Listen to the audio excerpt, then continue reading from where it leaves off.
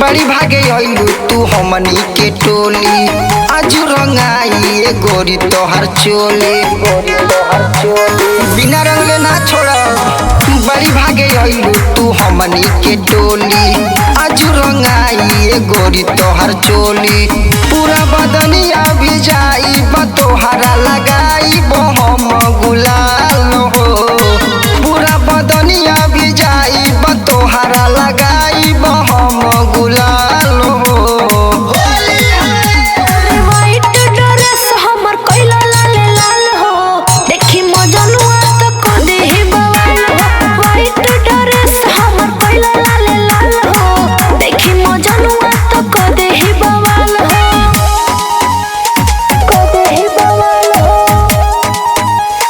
को देहि बवाल हो। बोलिया में आइल बारू जातारा बना दो आपन पुरौरा तनी हमके सिखा दो। सरारा बोली तोहार रंग बदिया रखा हो बलटी में घोरले बानी ललका पिया रखा हो सब हीरोगिरी झड़ जाई। अच्छा रही जा। करो जानी परियारी तो पड़ जाई भारी बाबू मत मोरा माना सोना चाहता रखदारी बाबू।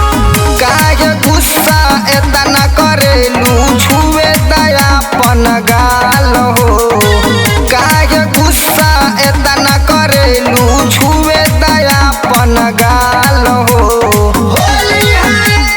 व्हाइट ड्रेस हमर कइला लाल लाल हो देखी मजनुआ त को देहि बवाल हो।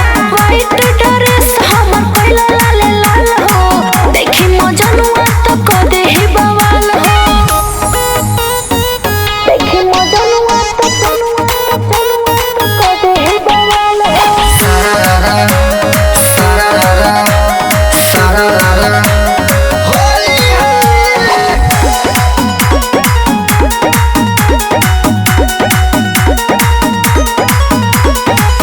काहे दूरे भागतारू लगवाला रंगवा हो आवहे ने आवरानी धर्मेंद्र के आगवा हो।